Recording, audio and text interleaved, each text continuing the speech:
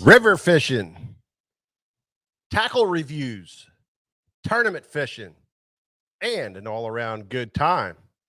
This is Tackle Shop Live.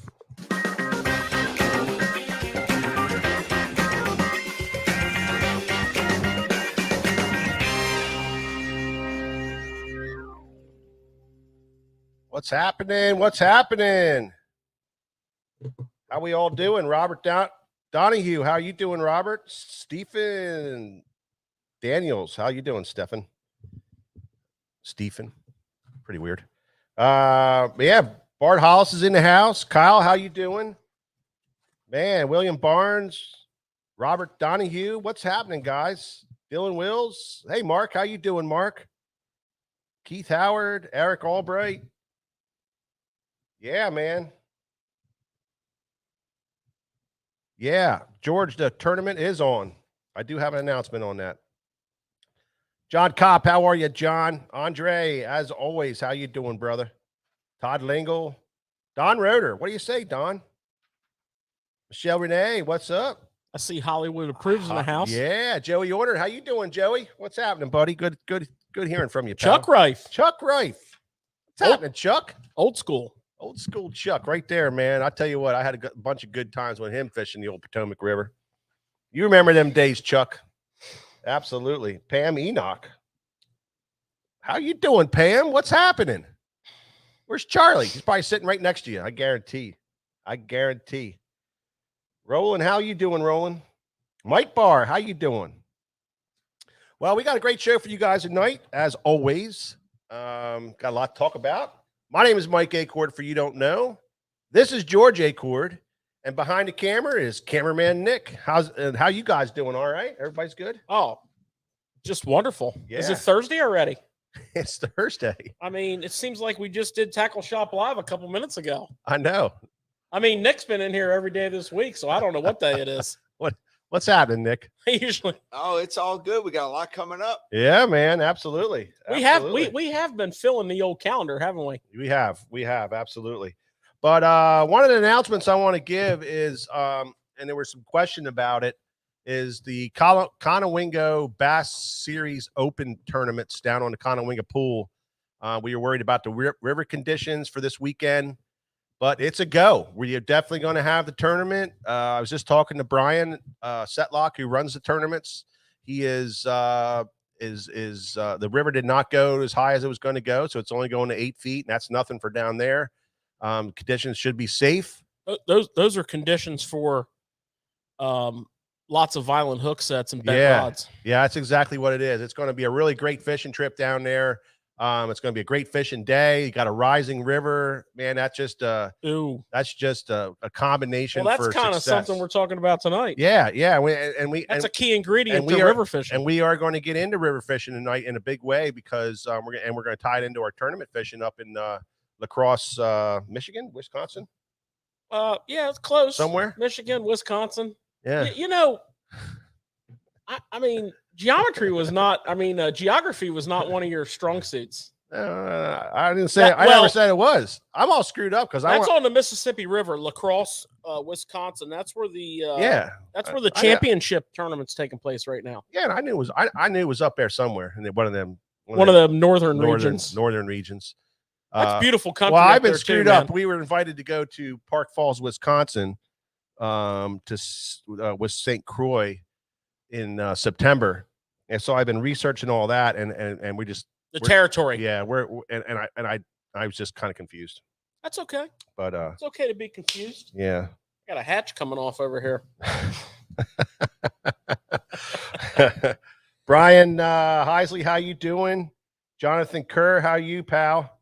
Jeff Gorecki, what do you say, bud? How's everything?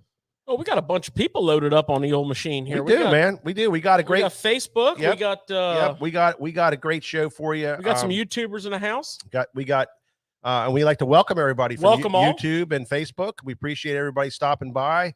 We got an announcement for tomorrow. We're going to release a what do you want to call that? A prize? What do you want to call that? We got to think about that, but we got a big. Go ahead. The big giveaway. Ahead. Yeah. Huge giveaway. Huge. Yeah. So, I mean, Nick and I, we're always trying to build our presence on Instagram and Facebook and YouTube and everything. So we have a giveaway that we're going to do to try to get to a number on our Instagram page, right? Right. We're trying to get to 5,000. It's going to be a good push. And for everybody that's listening right now, you can get into this giveaway.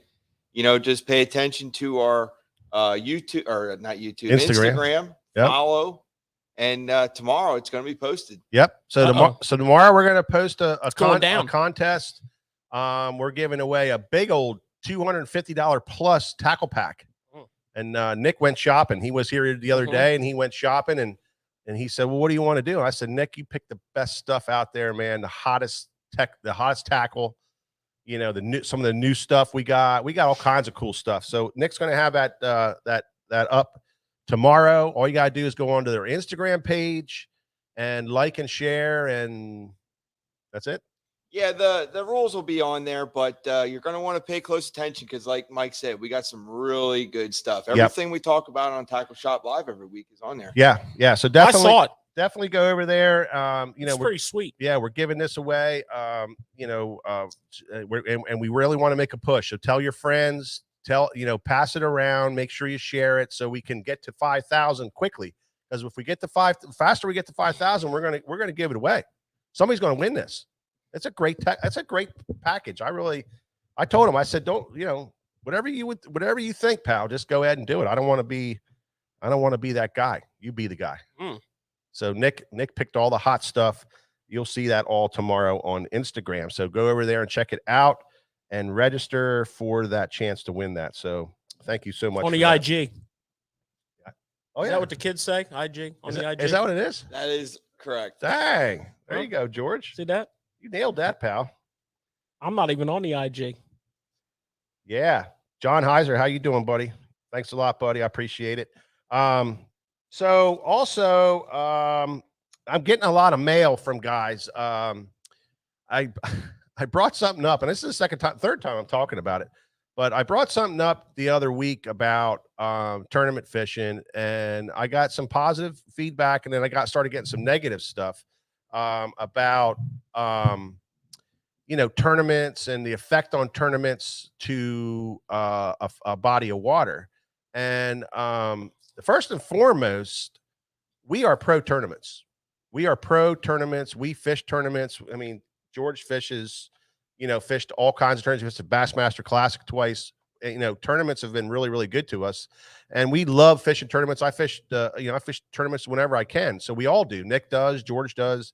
And the conversation wasn't about against tournament fishing. It was about the effects that tournament fishing has to a body of water and things that the anglers can do to prolong tournament fishing, and by that I mean, everybody's there's a target on the back of tournament fishermen by a lot of other people out there that aren't tournament fishermen. Expect regular everyday fishermen, the hardcore, some of the hardcore guys that don't tournament fish. There can be a lot of negative talk very quickly about tournament fishing if it turns to that. From those types of groups and other groups, and the groups I'm talking about the fish, and so one of the things that we were saying is tournament fishing displaces fish. It changes the fishery. There's a lot more pressure after a big tournament goes there, and one of the other things that we talked about was what we could do as tournament fishermen to allow us to do this for a very long period of time. And I know me and Nick have talked about it extensively. George and I talked about it over the years, but this is something that comes about every 15 years. There's a surge in negative tournament talk. And, it's nothing new. It's been around, but it's a good time to kind of touch on what anglers can do, to make it a better deal. And that is to take care of the fish, because that's what it's really all about. It's about catching and releasing fish. It's not about, I mean, anything else that other than that. If you look at the leaders in tournament organizations, you look at BASS, you look at MLF, you look at some regional team trails that are exceptional. Yeah. The Alabama Bass Trail comes to mind, and BFL, and on and on and on. And you can't even mention them all because there's so many tournaments. But the whole key thing here is policing your own sport. If you don't know who Gene Gilland is, you should, if you're a tournament fisherman, because he has spent his life's work ensuring proper fish care. Yeah. And, it's not nothing that is said about that is a negative connotation on tournaments. No. It is, fact. And it all starts with the angler and fish care. And we detailed it heavily on this program. Yeah. Especially warm weather fish care, and as an angler, you need to make that as much a priority as making sure that you have fresh line on your reel and your hooks are sharp. That's an excellent point. That is exactly the point. Also, tournament organizations. Right. If you are a tournament organization, that could be from a club level on up. Any level. Yeah, exactly. You need to prioritize fish care. Tournament directors, they have a lot on their plate on club level all the way up through, but they have, you have to, as much as you worry about where you're going to fish and getting your permits and everything, there should be a little factor in there about, making sure that the fish go back in the water better than they did when they came out. And that's a big factor, is taking care of those fish, caring for your fish when you're out there on the water. And like George says, as if getting ready for a tournament, your boat's rigged perfectly, your tackle is unbelievable, you make sure your hooks are sharp, you go through all this pain, and then the last thing on your list that you really think about is the fish care. And we're all I'm saying is, as tournament anglers, we should change to prioritize that differently. Put the fish first. Make the fish be the main goal in getting those fish in, getting them in the live well, taking care of them throughout the day, and getting them back in the water, better than when they came out. And I agree with you both so much. I'll tell you the same thing I told you last night, Mike. As anglers, we're so worried about technology on our boats, the newest graphs, the newest 360s and lives, how to catch more fish. And we are catching more fish than we ever did. I believe. Absolutely.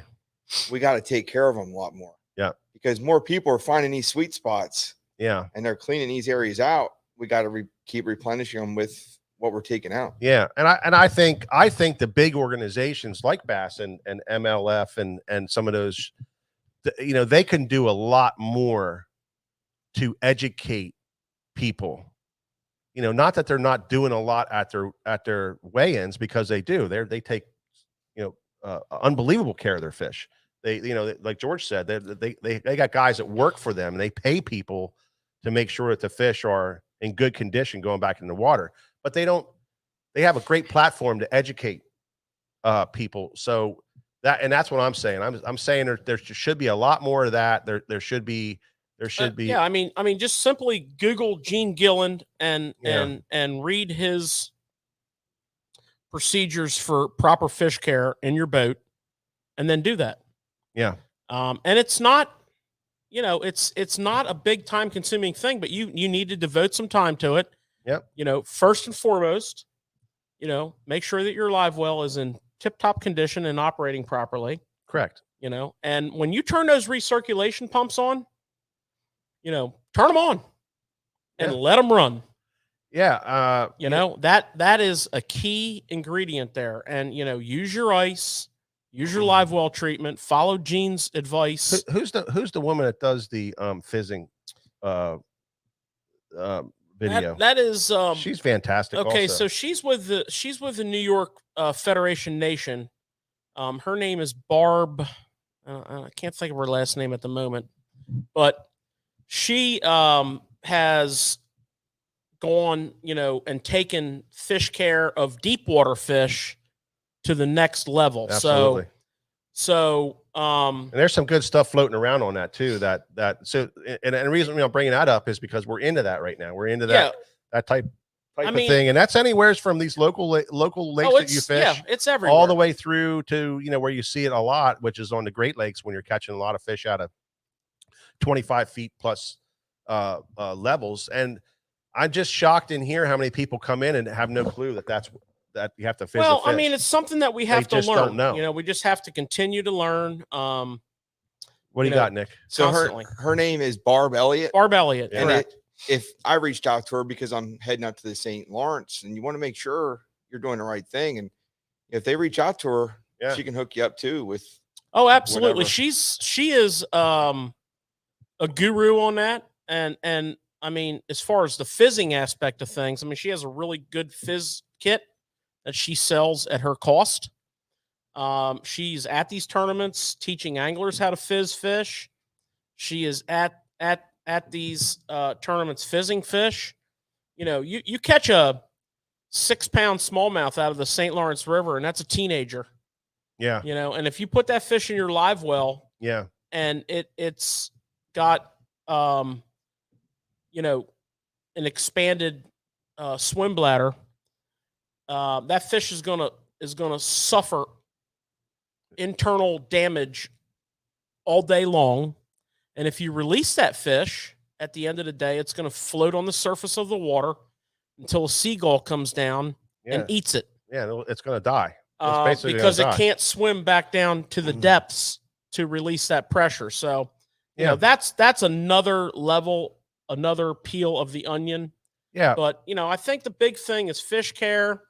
You know, the other hot button topics on tournament pressure is, you know, the relocation of fish. There's a lot of studies done on fish movements that have been caught in tournaments, and they're wonderful studies. You can read about those. Yeah. Gene Gillen's involved in a lot of those as well. And that's what I said. Like every 10, 15 years, this stuff comes up and it surfaces, and there's all this negative talk on it. But there's a lot of research on it, and those fish do scatter about and take off. But, you know, it does change these big tournament waters.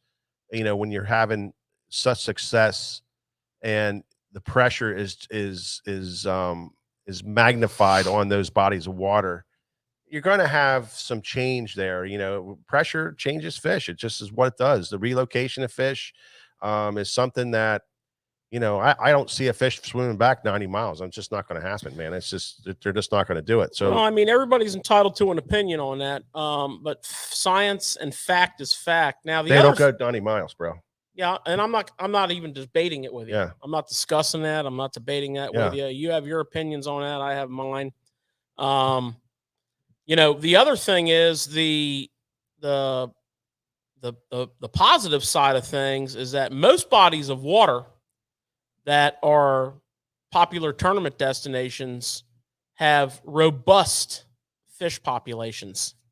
Yeah. Even after, you know, national attention is brought upon them. So, I mean, you know, biology and I'm not saying the fish die. I'm just saying you know, it changes the fishery. Eh? All those factors that come into play. You know, we do have wonderful fish populations, and as tournament anglers, you know, we should do our very best to maintain that. Right. Right. So it's an interesting topic. It's got, you know, it's got a lot of you know, stuff that you can really delve into and learn. But at the end of the day, it's going to make you a better steward of the resource. Exactly. And, I mean, I'm a fish care nut in my boat, and I'll be honest with you. In the course of a day of tournament fishing, I mean, I'm just like the rest of you guys. I don't like to miss a single cast, but I probably only really spend like a total of 10 minutes of day of caring for my fish, because if you have your boat organized, you know, my system is this, my treatment for my live wells here. Well, I only need to use that twice a day because I change my water halfway through the day. So I mean, boom, boom. That's a minute. My ice is right here. Boom. That's every 45 minutes to an hour, and that takes a minute. So I mean, you're not really talking about like a huge investment of time. The Yeah. biggest thing is, having your boat in tip-top electrical condition. Because I mean, now we're running all kinds of graphs, and power is premium, and you want to be able to recirculate your water for 8 hours. Yeah. On high. Yeah. We not had constant run. Yeah, and that's a little bit of a battery draw. It is, and me and George are kind of experiencing that right now. We upgraded all of our graphs as everybody knows, because we've been talking about it, and we're having battery issues. And it's funny because the last 2 tournaments, because we're so busy, we just can't get anything fixed.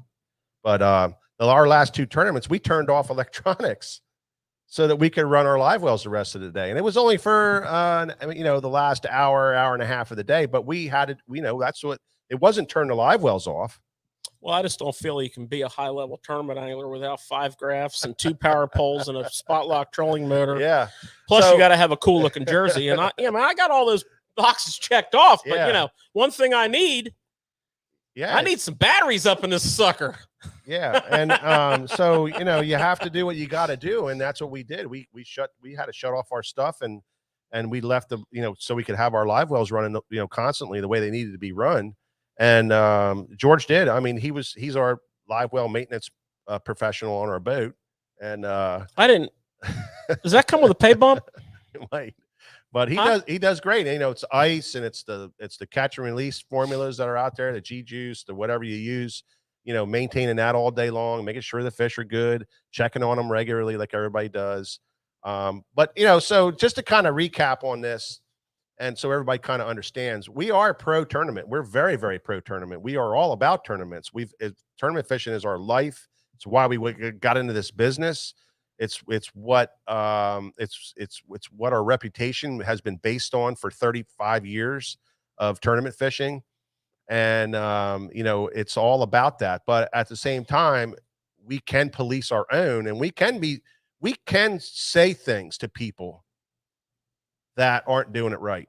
And you can say things to people that aren't doing it right, because in the long run, it's only going to hurt us if we don't do that. So that's our point. That's my stance on it. And our stance on it is, police our own, make sure that everybody is doing what they need to do. And if you have somebody that's coming in with dead fish all the time, you need to pull them off to the side and say, listen, bro, I ain't having this anymore. You got to straighten whatever your problem is out. You got to straighten it out, or you better start doing some learning, or maybe this tournament fishing just ain't your thing. Well, I mean, as far as all sorts of hot button topics go, I mean, this program right here, Tackle Shop Live, we're going to talk about things. I mean, we talked about, not to rehash things, but we had the co-angler debate. Yep. And there was nothing derogatory or negative. No, not at all. Said or implied. We have the tournament debate, and there's nothing derogatory or negative said or implied. But, if you're not wanting to hear, like, sometimes aggressive, strenuous opinions, you might want to jump on a dial and switch it on over to, don't go to the Pat McAfee show, because my God, I mean, he'll light you up. And George, to be honest, we have taken a stance on this since 1992. We started our fishing club called River Hills Bassmasters. We started it, and since day one, we've had catch and release tournaments. Yeah, I mean, from a club perspective, we felt as though we didn't want to live well fish. you know, for 8 to 10 club tournaments a year. And we were going to do catch, measure, immediate release. No, catch, weigh. Weigh. Don't you remember in 1994 we invited Boyd Duckett and Gary Klein to fish one of our tournaments? And look what they went on to do. They took our idea and they started, you know, MLF. Well, you know, and I don't blame them. And we went around, we took it one step further as a company, and we went around to various clubs in our area and tried to sell it to the clubs, and not sell it for a profit, but sell the idea that for conservation and to keep the sport live, that this is the only level you can do it on is the club level, because we didn't see the Boyd Duckett picture, you know, at the time. And well, we also didn't have an internet at the time. Yeah, that's true. But, you know, we tried to sell it to the clubs and say, listen, you know, just think of all the tournaments and all the fish that are caught and immediately released, and you weigh them. You not do the golden rule thing, which, you know, is stupid, because the springtime fish is one weight and the summertime fish is another weight. We were getting actual weights by scaling our fish. We had weights. We had weights that we checked our scales, and we had a correction sheet. Every scale had. Well, eventually we went to, if your scale didn't weigh exact, we just used another scale.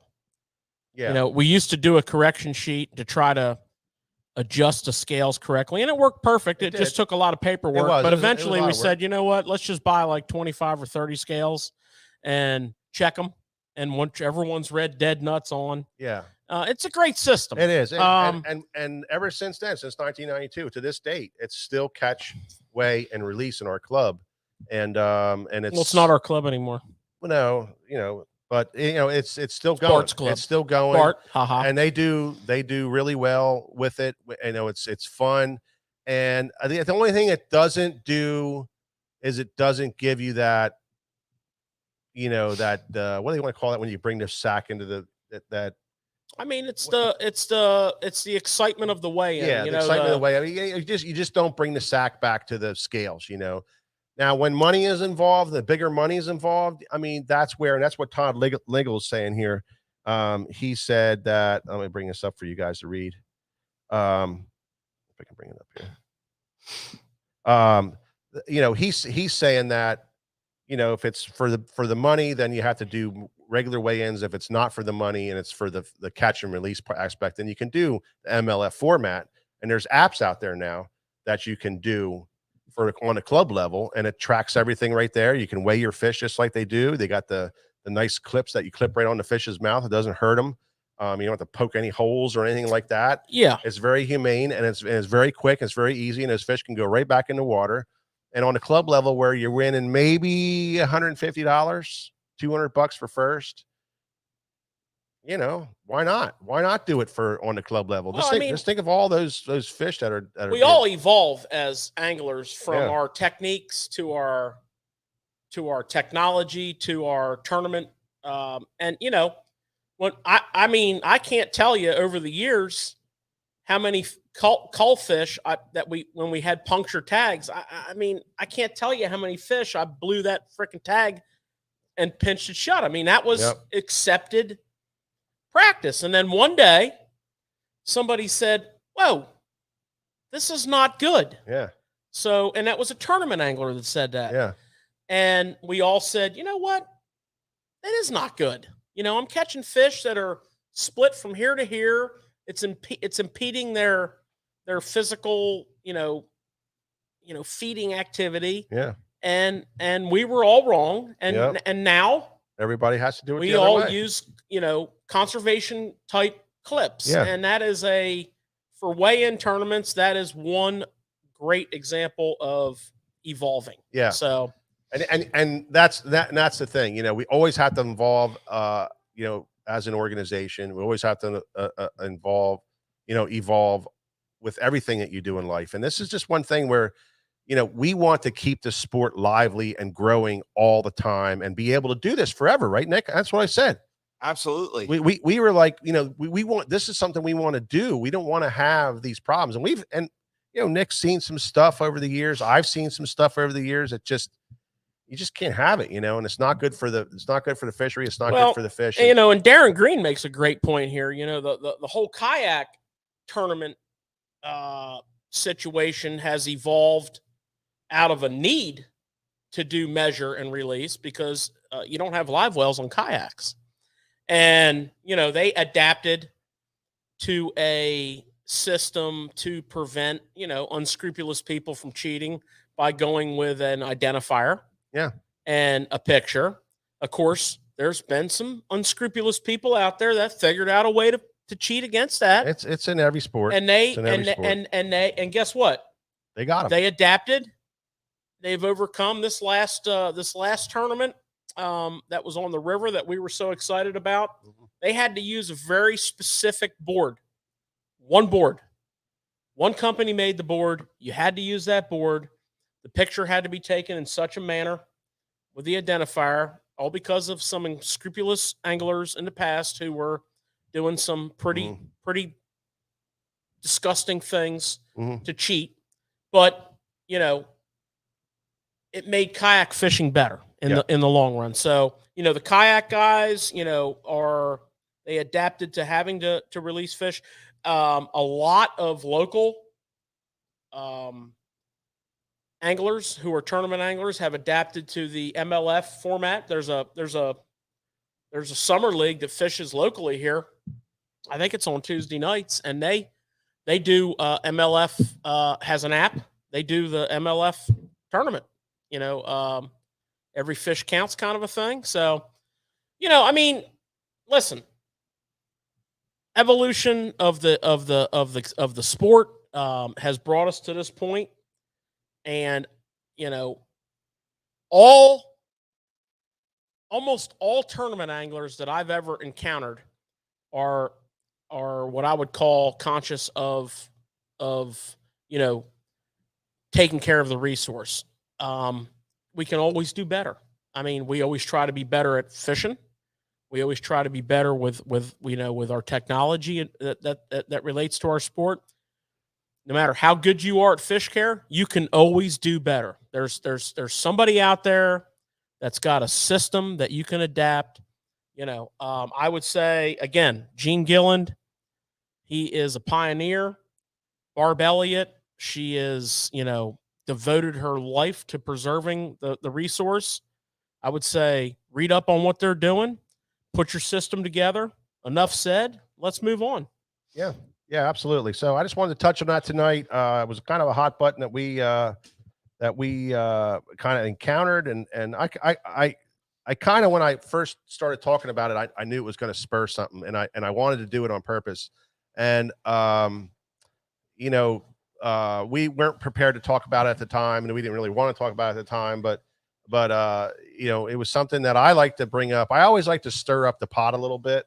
I just think it's good for everybody. It's fun. It's great conversation, and I guarantee you the people that are watching now, it's going to move on to the next person. They're going to talk about it. They're going to say positive things. They're going to have good input on some stuff. They're going to, hey, I'll take all the negative input. I'll take all the positive input. I'm not afraid. I just think I just think that every now and then you got to check up on yourself. You got to check up on what you're doing, and you just got to kind of stand back from the picture and see what's happening. And that's what we're doing. That's what we did.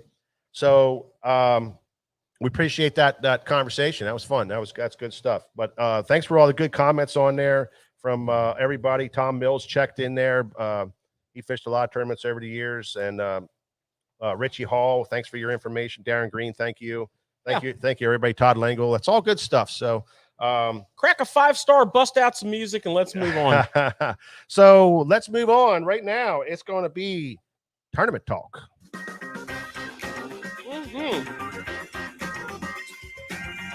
Why, that's just my game. Well, I'll tell you. Right now, we last week we had on our buddy Cody Pike, and we as he was driving to this tournament. Yeah, out to lacrosse, the championship. And so we've been watching that pretty diligently. George? Well, and I mean, listen, they're fishing the Mississippi River, okay? Yeah. So it brought Mike and I and Caitlin were talking today about, or yesterday actually, about, What are we going to talk about? an interesting topic. Yeah, topic, yeah. And, it's river fishing. So the Mississippi River is a perfect example of, the challenges of river fishing. Yeah, Right? absolutely. I remember a tournament I fished on the Mississippi River when it was 17 feet above flood stage. Okay? Yeah. Now this river's as low as they've ever fished it. They're having troubles getting into places. The flow is a major issue because if you don't have current, that's a problem. On the other end of the spectrum, the tournament I'm referring to, I was running my boat on plane through the woods for miles. Woods that would now be dry ground. Another competitor that was in the tournament I was in was fishing a farm pond that he ran to across 2 or 3 miles of what would be a cornfield.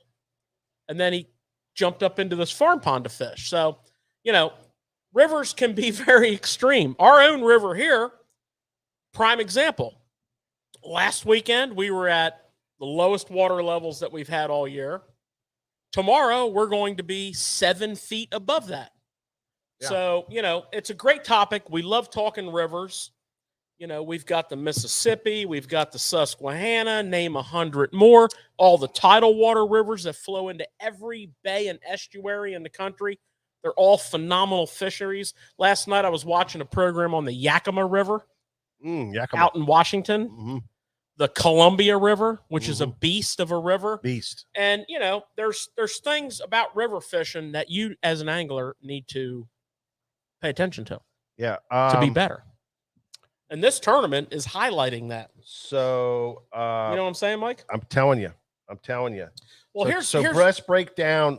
Break down what is going on up there. Well, yeah. And what are they doing and what's happening and who's winning and all that kind of Yeah, good let's stuff. talk some nuts and bolts here. So this is the MLF Big Five. It's their title event. It's called the title. So this is their weigh-in series. We like to call it the title. So MLF has the Bass Pro Tour where they weigh and release fish. They also have the MLF Tour, which used to be the FLW Tour, which is where you weigh in 5 fish. This is the weigh in 5 fish league. Yep. And this is their championship. Pays like $235,000, if I'm not mistaken. So that's a nice payout. Beautiful payout. It's a nice payout. So they're doing it a little different. They're doing it like Bass Pro Tour style, but weighing in fish. What I mean by that is the entrance, the qualifier. You have to qualify for this tournament. So the qualifiers were broken into 2 groups. Yep. Group A, Group B. Very confusing. Group A fishes 2 qualifying days to get to the knockout round. Group B also fishes 2 qualifying. So we had, Group A fished their first day. Then the next day, Group B fished their first day. Today, Group A fished their second day. So now we have our qualifiers. And the winner of the group goes directly to the championship round. They don't have to go to the knockout round. Right. So Sonar, Miles Berghoff. Like him. Yeah. Like him. His dad's name was Radar. Yeah. On a TV show. I know. You may have heard of it. MASH. Right. Yeah. So I just like him because I like dude. the show. He's just a cool, laid back dude, and he can fish. Freaking guy. Apparently, because he just won his group. I know he can fish, man. He did well. He did well at another. I think he won. I don't think he won, but he did really, really well, like second or something at another. Well, I personally, I've been following him. He did good on the Potomac. Yeah, I've been following him since he started. Yeah. And he's the struggles and the trials and the tribulations, and when the tournament season ended every summer, he'd fly up to Alaska and guide for a buddy of his that owned a lodge, and then he'd fly back home. He lived in Florida. He lived in California. He lives in Tennessee. I mean, he's just devoted to the sport. He has a television show with his buddy Joey Nania called Sweetwater, and the guy's got some game. So Sonar is going directly to the championship. He's in for the big money. He's in for the cash, for the cash. And then tomorrow, Group B's second day. second day, and then that guy goes directly. So right now, leading Group B is Adrian Avina. Right. He had a great first day. Yep. And somebody's beating his fish up all day today. Did you see that? oh, not somebody, 2 people. Yeah. And they're both freaking studs. Hammers. Same spot. I mean, that's just crazy. Well, it's a well-known spot. Optifo won a Mississippi River that's 80 billion miles long, and it's like well, Optifo won an Elite Series event there. Oh, did he So really? it's a very well-known spot. Oh, okay. And it has to do with one of our 5 key factors of river fishing. Current is king. Flow. This spot is all about flow. It's the heaviest water on the river because the river's super low. Yeah. There is no current. The river's been dropping like a rock. Plus, some crazy lunatic kamikaze tugboat driver ran into a lock hot and smashed the thing up. So they had to shut the system down. Oh, no. So it cut all the water. There's no lock water running. Well, they fixed it. But anyways, another thing. Kamikaze tugboat driver. Yeah, man. I mean, my man was coming in hot. He had his Cummins diesels wound up tight. And, he told the lockmaster, I'm coming in, lockman. Like it or not. Open them doors. Bringing it. Apparently there was a lot of wood floating after he hit everything. Oh, my gosh. Yeah, it was like Days of Thunder. Right. Rubbin's racing, baby. Well, go back out and hit the pace car because I want you to run perfect today. Hit everything. Yep. So, getting back to the actual tournament, this Group A, a couple interesting things. Zach Burge, who's been like, the Bass Pro Tour turned Zach Burge into a superstar. Yeah. The guy can fish. He can. So he's moving on. A couple other guys in there. Cole Floyd, Kurt Mitchell from Delaware. Oh, local guy. Yeah. He's been on a roll for over a year now. Jimmy Washam, don't know him. Ryan Salzman's been around. Alex Davis. I mean, you don't get a nickname the spinnerbait kid for nothing. He's a Gunnersville guide, full-time guide. This guy lives on the water. He's a fish head, man. He's a fish catching machine. And actually, this river and Gunnersville are so much in common with the vegetation. But here's the part I want to talk about. This is what I've been getting to. David Walker and Mike McClelland. So I'm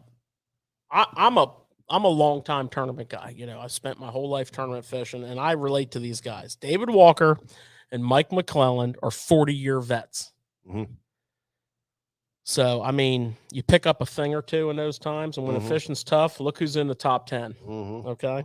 And then Joshua Weaver rounds it out. So, tomorrow we have Adrian. Mike McClellan, you said, is doing a pretty unique thing. He's took a swim jig and took the skirt off. And he's throwing a swim bait on there. So. Yeah, so, river fishing, where you have a lot of vegetation, swim jigs play. Yeah. I mean, if you don't have a swim jig tied on when you're fishing a river that has vegetation, you got out of bed on the wrong side in the morning. I mean, you launched your boat without the proper game plan. Yeah. And Mike McClellan said, look, this is a swim jig river. I've been here numerous times. I mean, don't forget, not only has he tournament fished this river forever, but a ton of like writer/media events are held here. Yeah. So Spro, Gamakatsu, they'll go there and bring all the writers in to debut product. He's there. So the guy's got like hundreds of days here. Yep. So he's throwing a swim jig, right? He's getting a bunch of short strikes. So he takes the skirt off, and he's a big bite pro. So he puts on a big bite 3.3 pro swimmer, which caught my mind because I am a major fan of the big bite pro swimmer. This thing's sweet, man. You probably don't know what it is, do you, Nick? Oh, yeah. Yeah. It's their version of a Kitech. All right. I don't know if we told you. It's their version of the Kitech, and they did a phenomenal job with it. So he's throwing that. So that's one of the things in play. I mean, it's a river with grass in the summer. Is anybody frogging? They smash them on frogs? They invented the frog there. Yeah. I bet you didn't know. Spro stands for Mississippi River Frogging. Yeah, they're crushing it, and the camera footage on this frog bite is awesome. They're all frogging. They're throwing frogs. They're throwing swim jigs. They're flipping. Just go down the what's what, who's who of summer river fishing. They're throwing walking baits.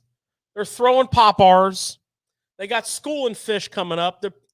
Listen, flow, grass, bait, and watercolor. Mm-hmm. There's your game, okay? Now, will a chatterbait play? Absolutely. Will a spinnerbait play? Absolutely. You know what I'm saying? Yeah. But this is what this river does. It's Yeah. a lot of vegetation, so obviously Yeah. it's heavy on the frog. Yep. Yep. But yeah, Mississippi River. Well, I tell you, La Crosse. I always wanted to go up there and fish that stuff. The fish aren't big. Yeah, well, I mean, it's way up north. It's in the middle of nowhere, man. Sonar whacked one today that was over 5. Oh, so there is some big ones there. Yeah, there is. There is some 4s and some 5s, but you're going to catch. The cool thing about La Crosse, and the reason I want to go there, is you're going to catch a bunch of fish, 30 or 40 2.5 to 3.5 pound fish a day. And in my book, that falls under the chapter of this don't suck. Action Jacksons, we like to call You know them. what I'm saying? I'd rather catch a bunch of Action Jacksons than like 4 or 5 big giants. Huh? When you go to a place like that, current fish, grass fish, getting blow ups, probably get like 1 million blow ups and miss them too. Listen, 2.5 to 3 pounders. And the way you big eye things, you're going to come back and tell us you had 21 pounds a day. But I mean, it's a fun tournament to watch. If you guys aren't watching it, Kurt, it is not the Delaware River. I'm no, sorry. it reminds them of the Delaware River. How could it even do that? There's a ton of vegetation there. How could it even remind you of that? It's not even close. What are you talking about? They catch like 3 fish a day on the Delaware No, River. no. The Delaware River's on an upswing. Yeah. 20-pound bags coming. No. River fish. Here's the thing about river fish. River fish, other than in the spring, when it's spawn season, river fish just aren't. A 2.5 to a 3.5 pounder is that's your wheelhouse. That's where you're going to live. If you're a tournament fisherman and you go and research the body of water you're going to fish and it's a river, you're going to find out that 13 pounds a day is pretty freaking good. If you're fishing a 4-day event or a 3-day event on a lot of our rivers, 13, 14 pounds a day is really good. And before you jump on here and start talking crazy, do a little research. It's like going to Okeechobee in January and having a cold front come in. Well, 10 pounds a day can be pretty good. You can go to some of these rivers and whack a 20-pound bag day 1, but then trying to back it up day 2, on a river is tough. So that brings your average down. So that's what George is talking about, the average. Well, the average weight on a river. I think what's going to happen here on a multiple day event. They have some weather coming in. So Susquehanna River, 1-day events, there's many, many, many times that well over 20 pounds will win it, but try to back it up 2-3 days in a row. Right. Then all of a sudden you're down in that, I still think Susquehanna can be about 15, 16 a day on a 4-day tournament. Pretty good river. I mean, that's part of your research on tournament fishing. But what's interesting is they have some weather coming in. So tomorrow's Friday. So Group B, like we just had Saturday, big giant hurricane is the knockout round. Mm-hmm. Saturday and Saturday night, they're forecasted to get some considerable rain in that area. So Sunday, tournament day, champion day, there could be a little mix up. Yep. And that flow, that rise, because in river fishing, a rise is always good. Now, too much of a good thing can be a problem, but if you can catch that water on the rise, well, it sparks everything. It's almost like tidal water change, where it is, where the water comes up, it stops, and then that turn on the outgoing or the turn on the incoming, you get that spark. Well, river fishing, and that's what we're kind of joking about around here, that me and George may not be around here too much on Monday and Tuesday next week, because we have an episode coming on our river Big rise. where we're getting a big rise, and we know what happens. It gets Crazy good. Those fish will stack up in certain areas to get out of the major current, and they will feed like gangbusters because it just stirs everything all up, and it just makes everything so much easier for them to catch and eat, and they feed, and it's very, very exciting. So, that's almost what you got to do to really take advantage of this, is just stop what you're doing, call in sick, and go out there and do what you got to do, because it's extraordinary. It's a difference between like last week catching, and I'm talking 15-inch plus fish. I'm talking about nicer size fish. The difference between catching 3 or 4 a day to catching 40 or 50 a day in that size class. You know what I'm saying? Or even more. And then also catching those giants, those 4.5, those 4s and 4.5 pounders. You'll catch several of them in a day when you're dealing with this kind of water. It can be really crazy. It's a lot of fish. It's really fun. And that's the thing about this river, where this tournament's being held. This tournament is on a body of water much the same as your river wherever you all live. Yeah. This time of year you can get on a current seam or a area that's loaded with bait, which is your top 3 keys to look for. Let's talk about that a second. Bait. Let's talk about your Let top me finish 5. my thought first. Oh, okay. So you can get on this a current seam or a push, and it's not uncommon to catch 20 to 30 fish in that area. Yeah.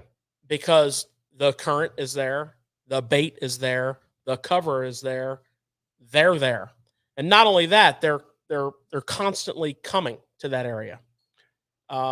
Which I think is what's happening where Adrian's going to be fishing tomorrow.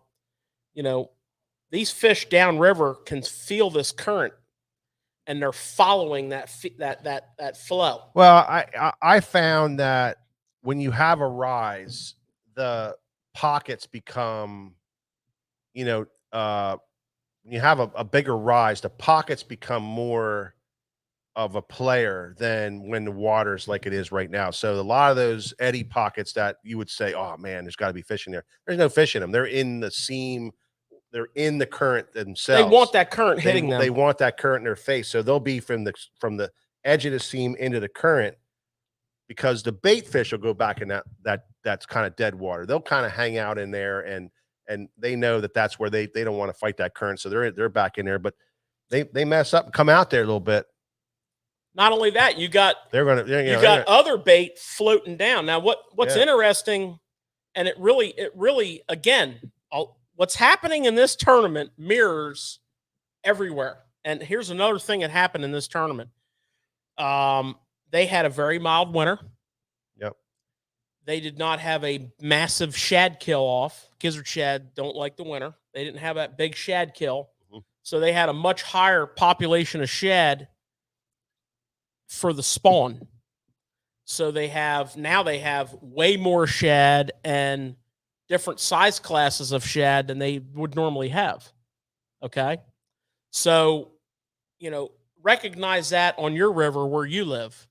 If you have that year where you have that mild winter and you don't have that heavy shad kill. Now, if you're down south, that never happens. But if you're up here, the water gets, all you people down in the southeast, the water gets hard up here sometimes and shit dies.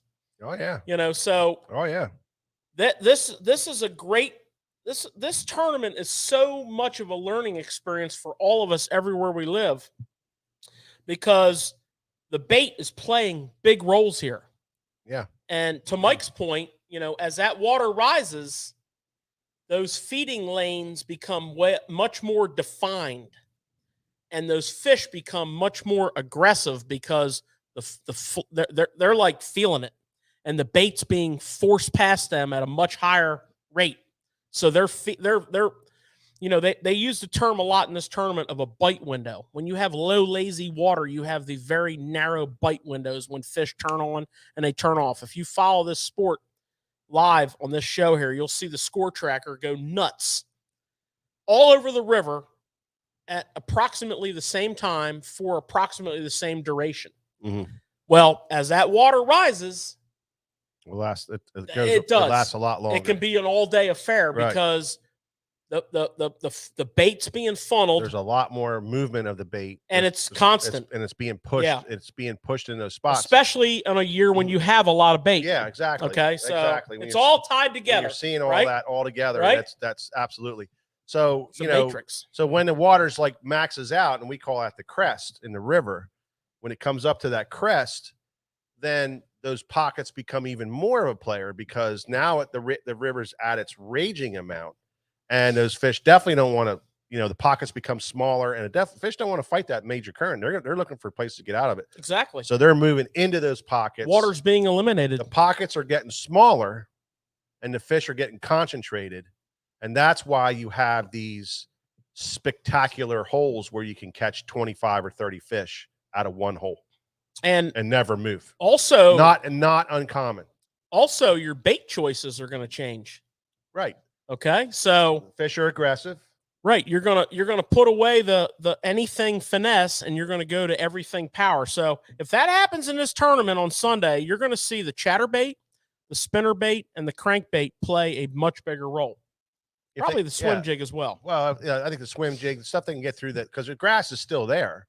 So the stuff they have to get through that stuff, and the fish are going to get tighter to it and tighter into that cover and looking for those current breaks tighter. And if it rises, I don't know if they're gonna get the rise that quick. Always depends on where it rains. You know, if it rains right there in La Crosse, it doesn't affect the river level. You'll get some staining, you'll get a little small rise. But if it rains really hard, a little bit above there, you'll get more feed into the rivers, and that's where you'll start to see those big rises. We always get that in the shop here. Guys will just call, man, oh, it just rained 1.5 inches. The river's going to go up over its banks. Well, it didn't rain up north, bro. It rained here. You need to really look at where it rained and how it affects the river. That's very, very, or how where it rained, how it affects all the small creeks running into that portion. And then all these rivers have gauges on them. Yeah. And George is really good at it. He has every gauge on our river in his phone, and he can see, okay, well, up 80 miles north of us, that gauge just spiked a 5-foot spike on there. Well, now we're going to get some water rise because it's way up there. It's going to spike. It's coming down, and you can follow it coming down, and you can see it all happening, and it's just going to get better and better and better. Well, and also on wherever your river may be, the size of the drainage. So obviously the Mississippi River is the king of all rivers. It drains a massive amount of real estate. So a smaller amount of rain, I think so too. Yeah, is going to make that's a smaller part of the river up there, though.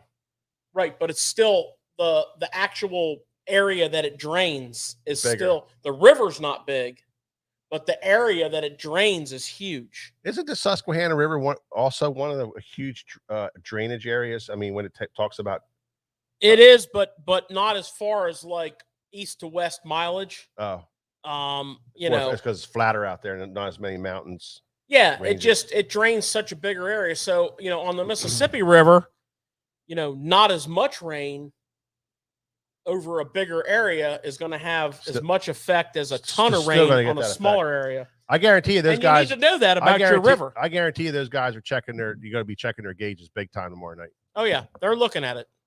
What you got, Nick? Just want to throw this out there real quick. You guys are the river kings, and I can tell anybody that's watching this right now, from hanging out with you guys and we spend the day on the river, you know your stuff. So if anybody's out there and what they're saying is kind of going over your head, don't be afraid to throw a question out there so they can. Oh yeah, yeah. Well, I mean, yeah, you're right, Nick. I mean, we do kind of assume a lot of stuff, but that's why I want George to go over those 5 little rules here that that we kind of live by for river fishing. Yeah, well, I mean, I don't know if first and foremost is flow. So current is king. Yep, current is king. Current is king. So we've been discussing current, the causes of current, the change in the current.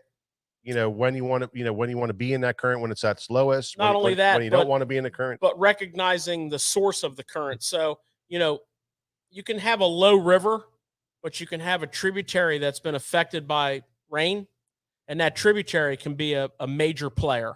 Mm-hmm. So, know everything there is to Current. know about current and flow in your area. Right. And you can do that so easy today.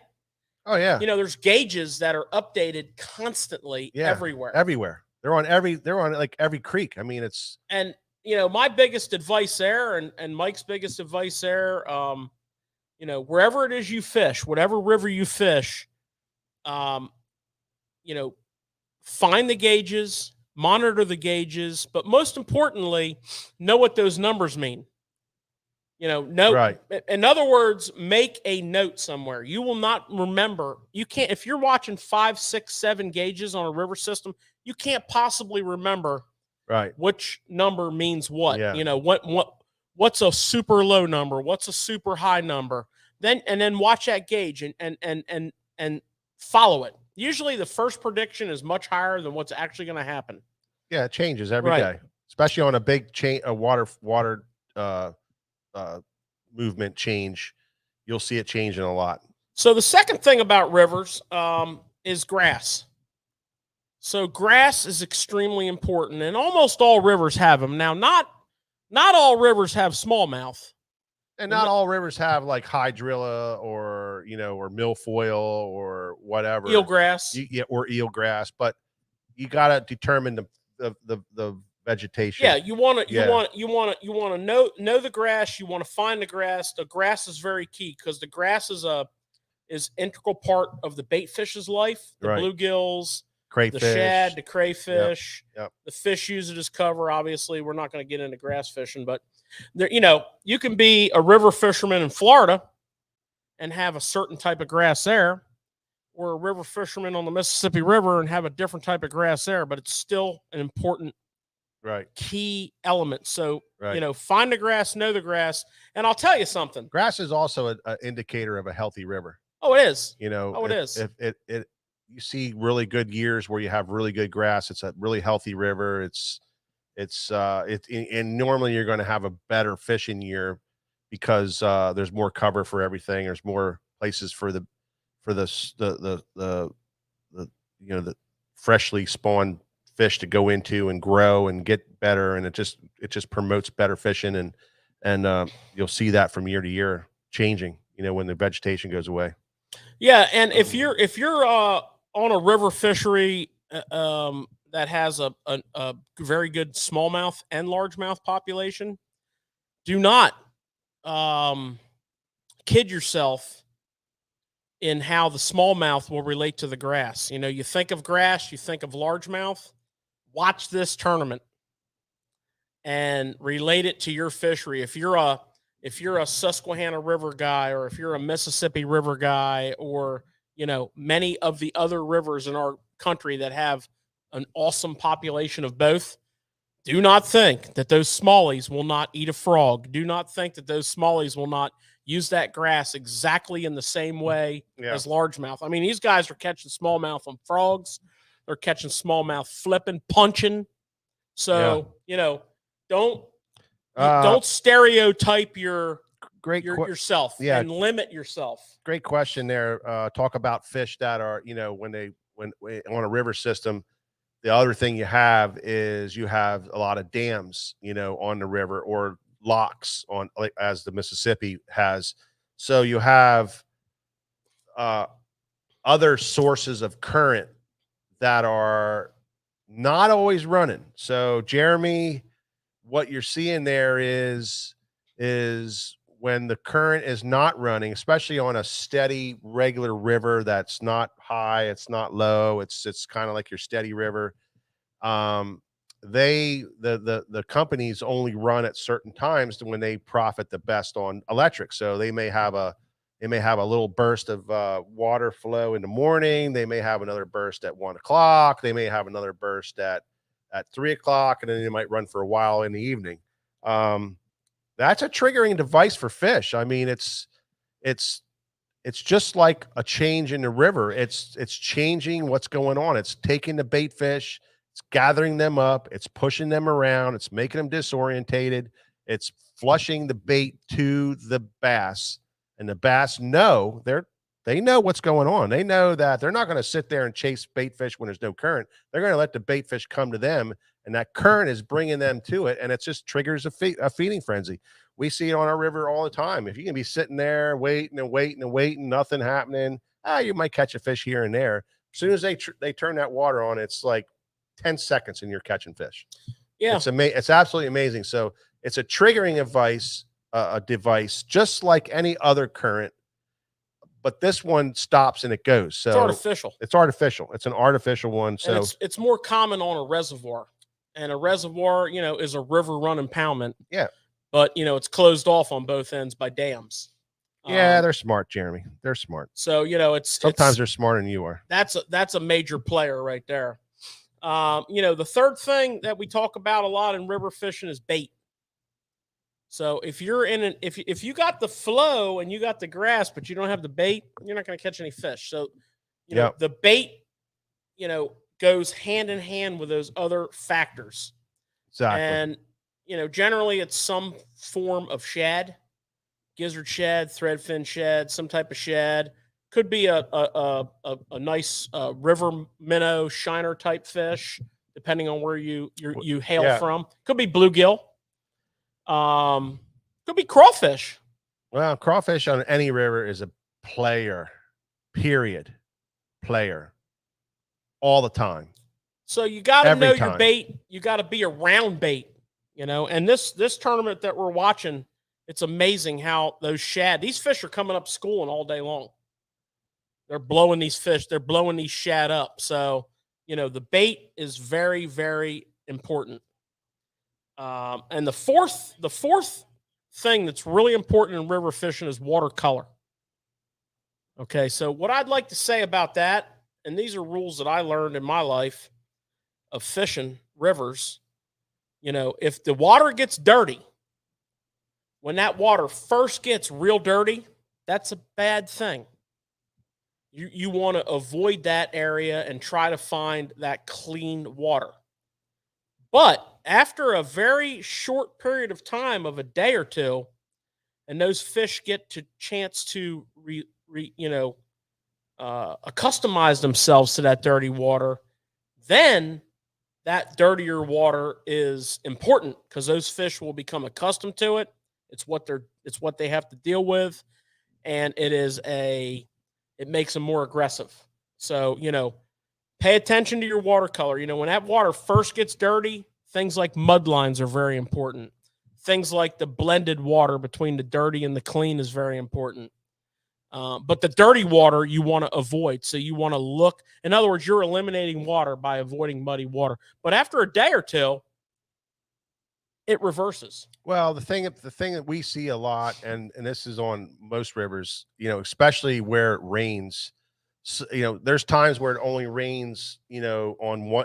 I don't want to say it just on one side of the river, but the heavier rain comes on the one side of the river, in those valleys, in those tributaries, get swollen and dirty, and they pump in dirty water. So you'll get a seam in the river that sometimes is half the river, sometimes it's a quarter of the river, and it changes constantly. So like George said, the fish kind of acclimate themselves to the dirty water, which is true. But once that seam is starting, so the creeks start running clear, and it starts clearing and pushing that dirty water over, then you have this seam for maybe one half the river. And what a lot of guys do is they're like, oh, I'm fishing the clean water, and they go into fish clean water, and they start knocking the hell out of fish, and they're all like 12, 13, 14-inch fish. And Nick, you were there. You know what I'm talking about. Oh, yeah. So you start catching all these fish, and there's a lot of little fish in that clean water. And if you meander your way out into the dirty water, you don't catch as many, but you start catching your size. Well, and your techniques vary greatly. So they do, but your size increases big time. And I'm not saying you're not going to catch a big one out, because we caught a couple nice ones out in that clean water, but that dirty water becomes where the big fish go, because they're still acclimated to it, and they still like to be in that for the shelter the They have a bigger strike zone. they got a bigger strike zone. The bait fish are actually pushed into that because they're using it as camo. So there's a lot of bait fish in there, and those big fish aren't stupid. No, and the power fishing techniques come out to play. The chatter bait, the spinner bait, the crank bait. Depends on your cover. I mean, cranking might be a little difficult for a lot of the shoreline cover in the Mississippi because of the amount of grass, but there's a lot of offshore current breaks too. Some of these guys I noticed were fishing, just like from where they come from. They were fishing channel markers. They were fishing buoys because the river's extremely low. The flow's extremely down. They were catching fish, 8 to 10 feet deep, which is like major deep on a river. You take a river like the Mississippi or the Susquehanna, 8 to 10 foot of water is like, oh my God, on free flow. And these fish like to be shallow. Mm-hmm. You watch these guys on this tournament, man, they're blowing into places, blowing out of places, getting stuck. Well, because the fish, and they've got their trolling motors up as high as they'll go. Then they lift them up and they take a 4x4 and put it underneath the bracket, and so that they can get the trolling motor up even higher. Yeah. Because that's how shallow these fish are. Yeah. Because that's what river fish do when it's hot. When it's hot, they go shallow. No doubt about it. Yep. No doubt about it. Yep. But that dirty water thing, is because, a lot of the Northeast is running into that right now. You're going to have it. You're going to have that dirty water deal. So dirty water is a good thing. But then the clean water starts to come back in. So that's a good thing for a little bit because, they like that seam. They like that clear, dirty water seam. That's a real tight seam to the bank. Usually it's coming from the tributaries. It hugs the banks. You can whack them like crazy in that seam, but then that seam starts to move out and that clean water pushes that dirty water out further and further and further. And when you start getting back down to that normal level and you still have that seam, those big fish go into that dirty water, period. That's just the way it is, man. You're gonna if you're a tournament fisherman, well, and that's that's where you want to be fishing. The four biggies. Remember the flow, the grass, the bait, and the watercolor. So remember those things. Pay attention to those things. Yeah. That's how you get in the right area. Yep. Okay. And bait. And then you can figure it out. Yeah. How to make them bite. Yeah, you can catch them. Okay. So everybody, we're all smart fishermen. We know what it takes to catch them. That's what's going on. That's what's going on at. You just gotta find them. That's what's going on at. At the Mississippi River, out of La Crosse. It's a very exciting tournament. I would be tuning in if I was you. And the things that we are learning from this tournament are, the things that we've been talking about tonight: the flow, the grass, the bait, the watercolor. Primarily the flow because the river's low, and it's a great classroom for us. So yeah, we're gonna watch the rest of it. Next week we're gonna talk about it some more. We love it, man. And it's probably gonna lead us to another awesome topic. Oh yeah, absolutely. And it always does. It always does. That's why we use it. Right now, this is my favorite part of the show. This is our tackle review time. Woo!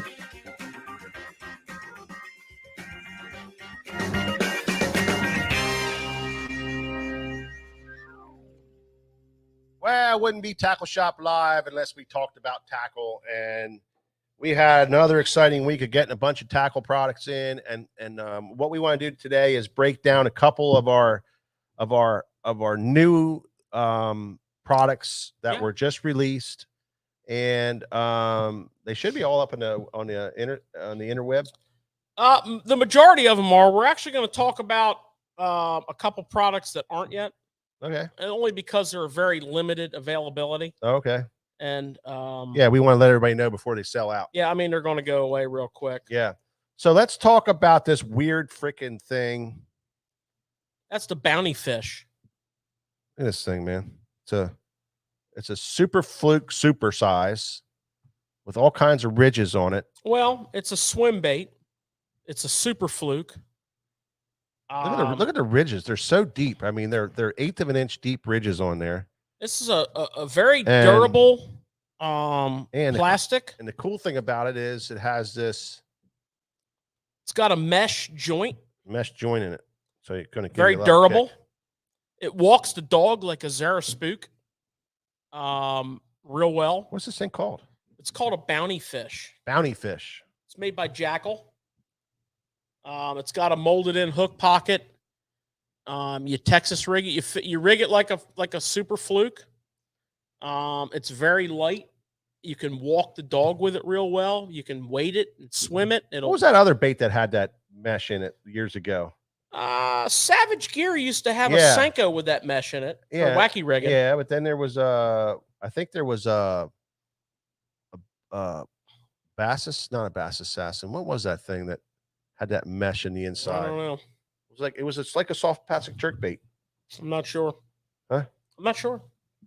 You are not sure. Not sure. Okay. Nick, write this down. George is not sure of a piece of tackle. Noted. Noted. So this color right here, obviously, is called white shad. Okay.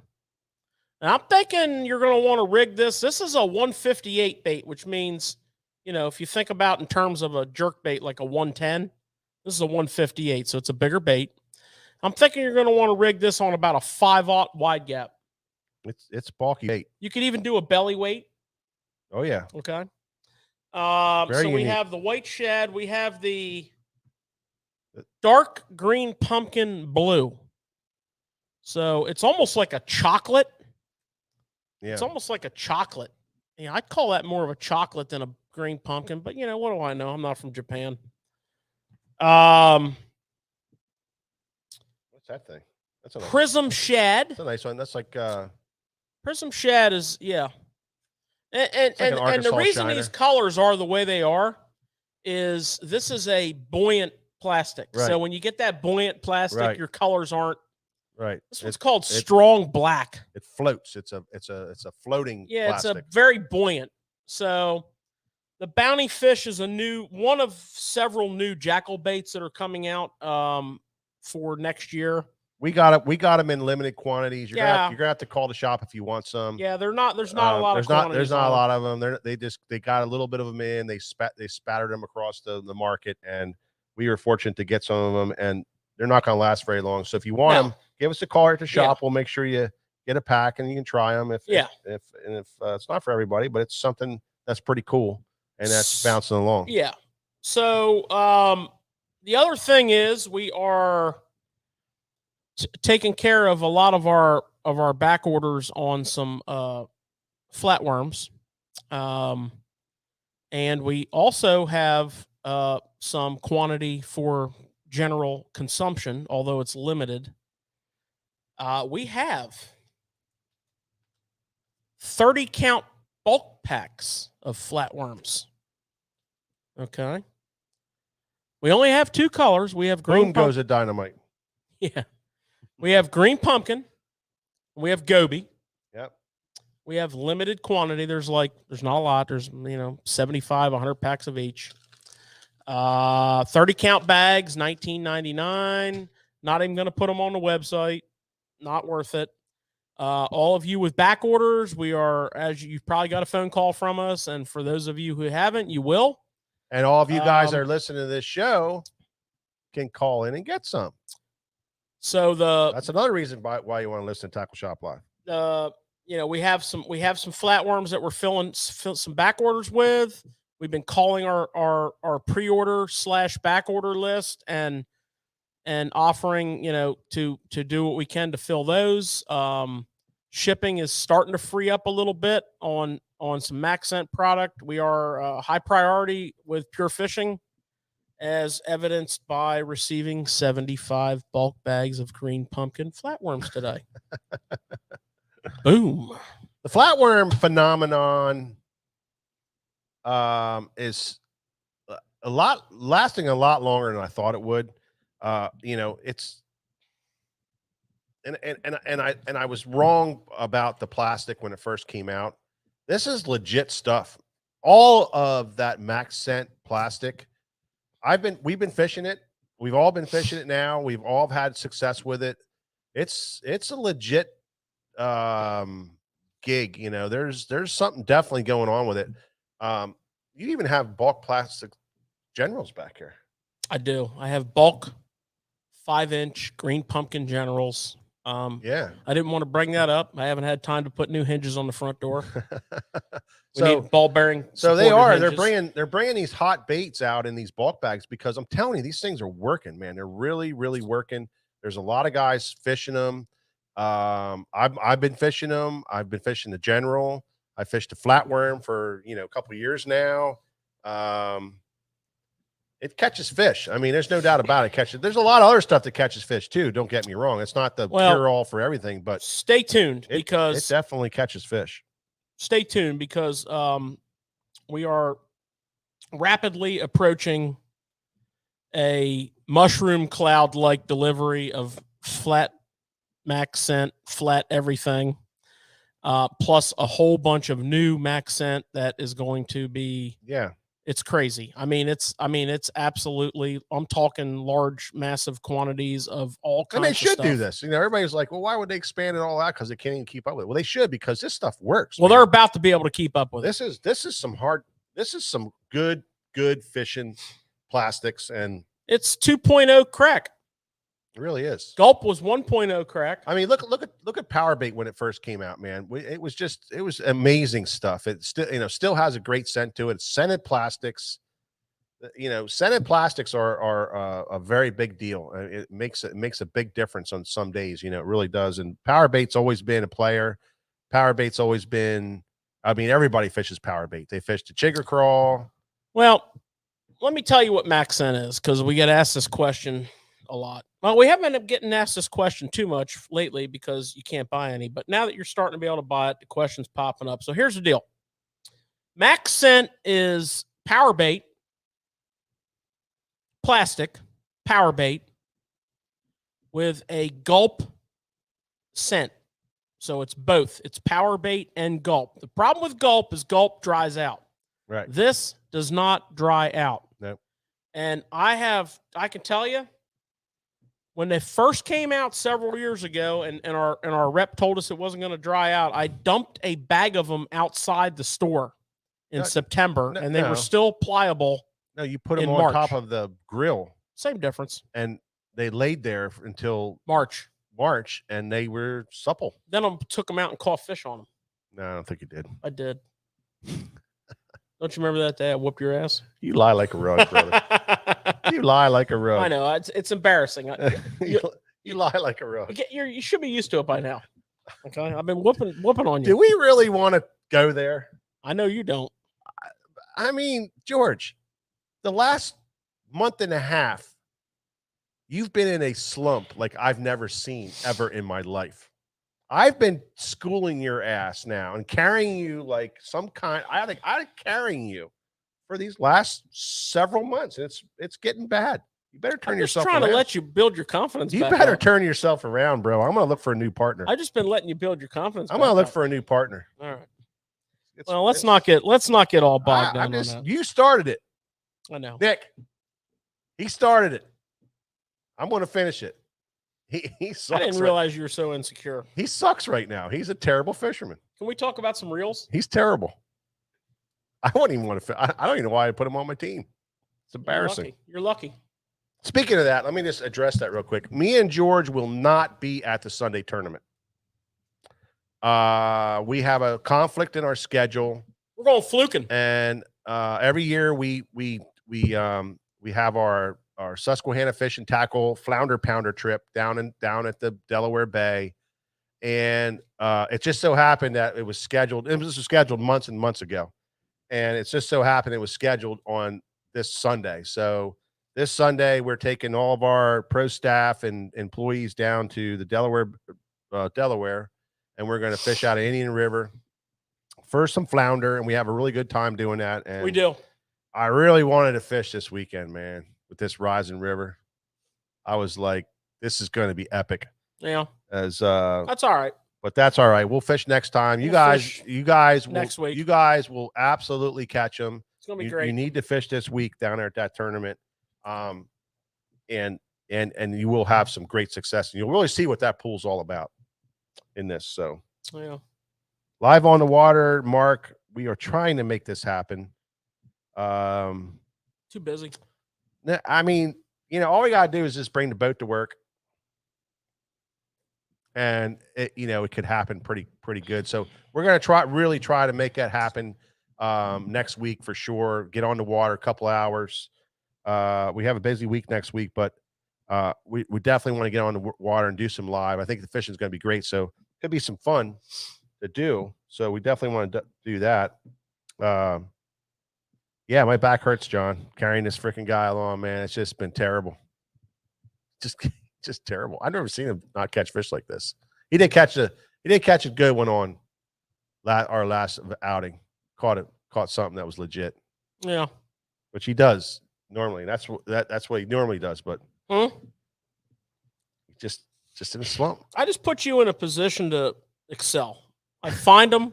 No, you don't. I get everything all set up. That's not what tournament fishing is about. Tournament fishing is about going out and catching everything you possibly can. Yeah. And not trying to boost my morality, my morale. I know how sensitive you are about it, and I don't care who's catching them. I mean, as long as somebody's catching them and I netting them, I'll be a great net man. You need to catch fish, And George is a terrible net man. Horrible. I don't even like a net. Horrible. Yeah, but one thing, they're coming back alive because of George. Yeah, they are. The size fish we're catching, we don't need a net for. He is a great. What are you talking about? We haven't caught a fish over 4 pounds, and I don't know how catching long. 3 pounders. You need a net for them. 3+ pounders. Yeah, if you get 2 on at a time. You're such an ass. He is such an ass, man. I'm telling you. I'm just telling you. You're an ass. You're sensitive. But he is a great live well management tool bag. Live well, bitch. He's a tool bag. Live well, bitch. All right. Enough of this carrying on. Yeah. Enough of this bashing on me, George. I know. This is exciting. We got these. I do. We got these new lose reels in. I do have some exciting lose news. Yeah. News. We are part of an elite group. I wasn't going to use that word. It's elite. No. What they called it. It's what they call it. They called it that. So what Luz is doing is they are developing some reels, kind of like an early, release for the next year. So next year it'll happen again. During the year they're going to do it. They're going to do it with rods and reels, and they're kind of like specialty reels. So what we have is the first 2 in their series. Yeah, exciting stuff. We have a custom speed spool SLP. And the thing you want to take a look at first before you do anything is just the size of it. It's real super narrow. What do they call that, George? SLP. Super low profile. Kind of like my hat. Yeah. Super low profile. And let's see, there you go. And it's real super low profile, but we had a rod here, and you really got to see it on the rod. I put it on the rod yesterday, and I was blown away.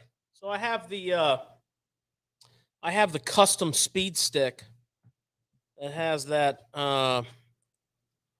super low profile reel seat.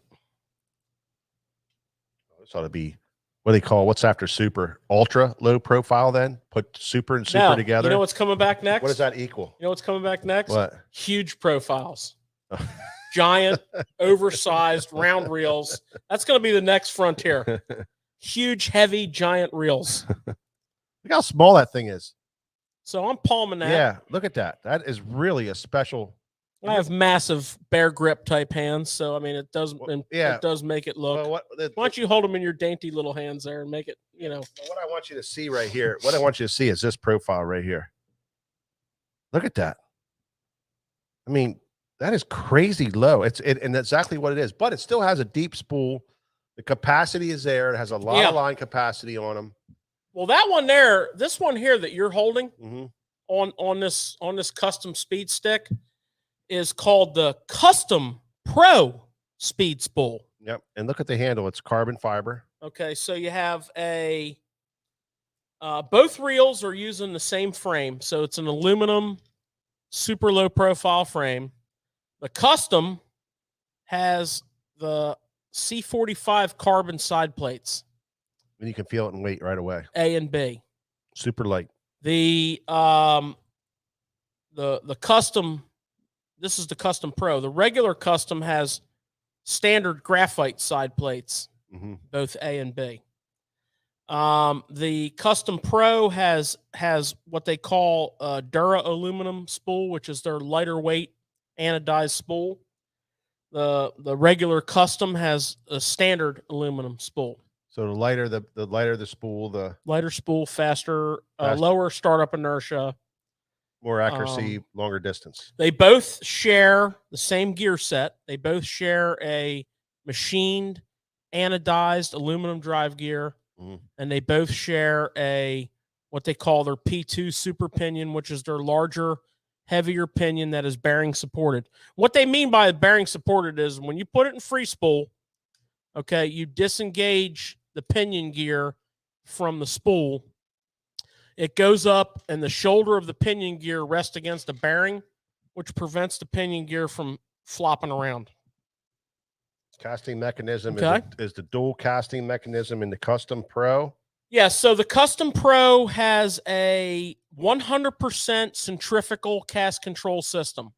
So you have 6 constant on, those little red weights there, those are your centrifugal weights. They're all on. You can't turn them off.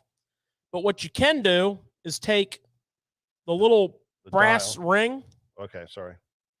And with the dial, you can move it farther away from the weights or closer to the weights for less or more braking. So that is a high performance, 100% centrifugal cast control, externally adjustable. You don't have to turn weights on or off. You don't have to go inside the reel and open it up to do. Okay, the Custom, and the way you open up all loose reels is you have a little spring-loaded pin here. It's easier to do on a rod, okay? But you pull the pin, and you just kind of quarter turn or eighth turn your side plate. It's a slight turn. And so this is a traditional magnetic, old school, 5 magnets. The higher the number, the closer the magnets are to the spool. But what's nice about this system, and Luz calls this a multi-set brake. You have 4 centrifugal brakes. Now, these centrifugal brakes spin out this way. So they rub on the frame of the reel, and you can turn them on or off. So like this one's on, these 2 are off. If I want to turn them on, I just click them out. If I want to turn them off, I click them in. So you have a combination of centrifugal and magnetic. Another neat thing here, Nick, on the Custom Pro is really cool little line indicator. Well, they both have that. That's called the I don't know if you can see that, Nick. What do they call that? There you go, They call Nick, right that there. the speed dial. Speed dial. So it has one arrow that would be fluorocarbon, or the other side would be mono or braid. Yeah, and you can. So if you turn the mono or the braid to 60, you're obviously not going to have 60-pound mono on there. Plus, it's going to look like braid. So you can, instead of having to put tape on your reel and write numbers on it, you can twist your dial around to, whatever type of line and whatever pound test. Kind of cool. Well, it also has, both of these reels have the speed keeper. So instead of hooking your crankbait up on your frame here and scratching it up or what have you, you can just reach up here and lever this little keeper out. That's a neat little feature too. Little hook keeper here. Kind of levers out here. You can so that's where you're not using it, and then you just kind of lever that out. It kind of snaps out, and you just hook your little crankbait hook on there, or your chatterbait or whatever you're using, and you fold it back in. So it's got the speed keeper, it's got the speed dial, and then the gearing, again, they're both machined aluminum, anodized drive gear, and then the P2 oversized super pinion with the bearing support. Now, they both have a carbon drag washer with 20 pounds of drag. So basically your drive gear, your pinion gear, and your drag are the same on both reels. John Heiser says so he has a Luz with a big bird's nest. He has to try to get out of it. Why did you put that down? Try scissors. I guess it's all right. Try scissors. So We've all been there, John. You have a 6.8 to 1 ratio on the Custom Pro with 27 inches of line per crank. Comes in right and left hand. Not every gear ratio. So the Custom Pro has a 6.8. The Custom Speed Spool does not. The 6.8 cranks up 27 inches of line per crank. The 7.5 cranks up 30 inches of line per crank. They both come in 7.5 right and left. And then they both come in 8.3 right only at 33 inches of crank. Price on the both reels. So the Custom Pro it's a little pricey. It's an 11 bearing reel. I don't think it's that bad because you're really getting a ton. No. I didn't say it was bad. Yeah. I just said it's a little pricey. It's $259. Yep. But Okay. you're getting a lot for that. For The weight and the Speed size and Spool, everything. the aluminum frame, standard carbon side or standard graphite side plates, aluminum handle, standard aluminum spool. The big deal on the Custom Pro is the spool. Yep. And the And the C45 side plates. Right. $179.99. The other interesting thing about the Custom Pro, it's a 5.8 ounce reel. Crazy. So light, there's the stats, the specs, Crazy the numbers, crazy light. the lose, and we got a lot of them. So they're on. Yep. They're online. You can sign up for those if you want to check them out. Last but not least, on the product watch, everybody seems to be fascinated by the what's coming in. We got some kick-ass Shimano deliveries this week. We got a ton of Naskies, neck saves.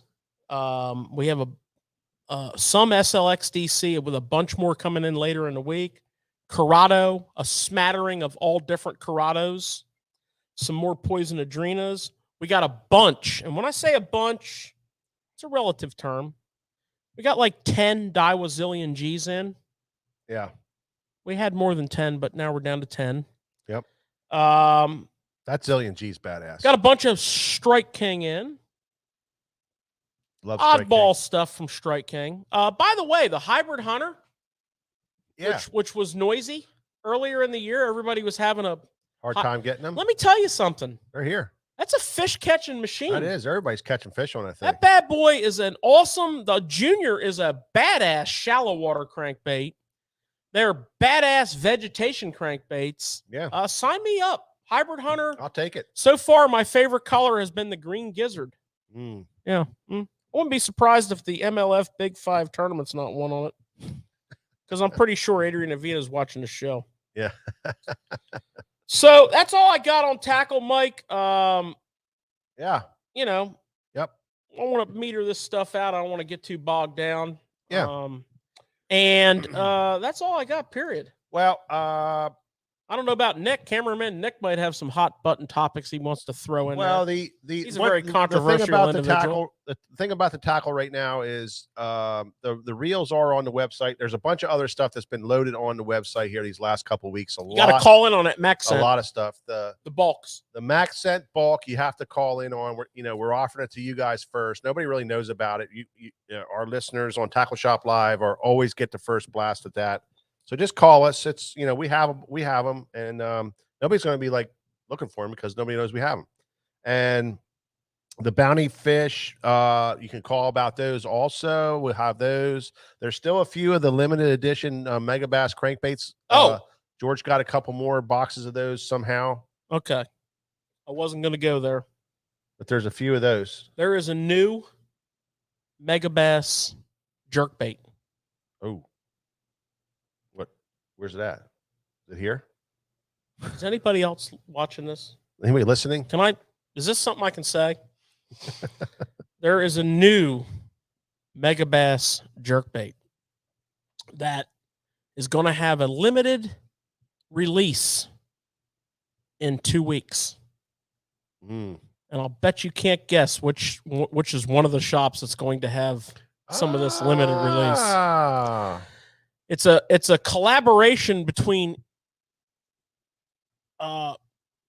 two two big-time Japanese companies, Megabass being one of them. I'm not going to go too much in detail until next week. But we're talking in about 2 weeks. Collaboration. That's exciting. Now, and that's a cool word, collaboration. There's a standard and a plus one. I just want to wet your whistle, Megabass Nation. We have very limited, 4 of each color is all we're allowed to have. And we will have every color, both of them, and they're not as expensive as you might think. So we will go much more into depth. I just literally, to be honest with you, this show started at 7. At 6:30, I placed the order for them. Nice. So, I mean, it's Fresh on. off the press. Next week, we're going to break this bait down for you. The following week, we're going to release it. And Bassmaster 39 stopping in tonight. Doran, how you doing? So thank you, guys. That's all I got. Thank you, everybody. Who else was Mike Shalley? I saw Mike Shalley here stopping in. How you George doing, Ashbridge is in. George Ashbridge. Yep, I saw him. A lot of great comments tonight. Stephen Daniel. Whatever that is. That's Gauges. Oh, the Gauges. Oh, yeah. Thank you, Stephen. Yep. Thank you. That's just one of them on the Susquehanna. Yeah, but that'll get you into where you can get them. There's Gauges all over the place. Yeah, and that's so important. You guys can definitely learn and from that. Mike May, how you doing, buddy? So there's a lot of guys checking in here, and we appreciate that very much. Don't forget. Well, thank everybody. Yeah. We appreciate you guys. Yeah, we appreciate you and guys. Gals. Yep. Guys and gals. Jumping we appreciate you coming from the YouTube side and the Facebook We appreciate that very much.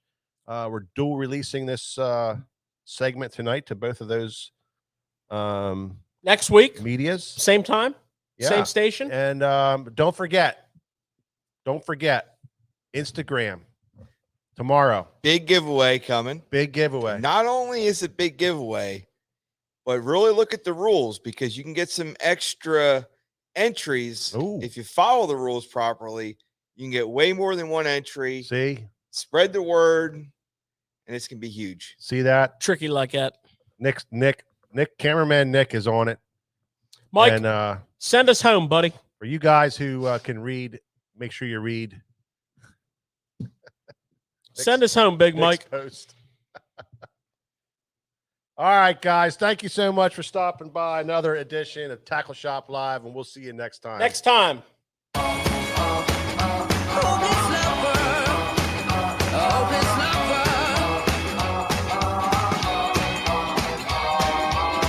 met you on a sunny day.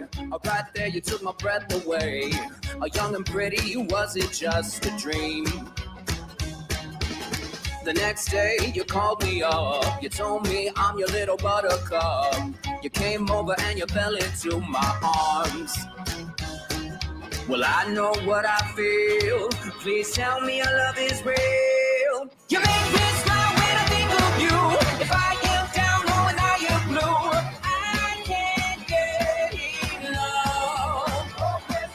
You make me happy, I feel so fine. Oh, how I wish that you were mine.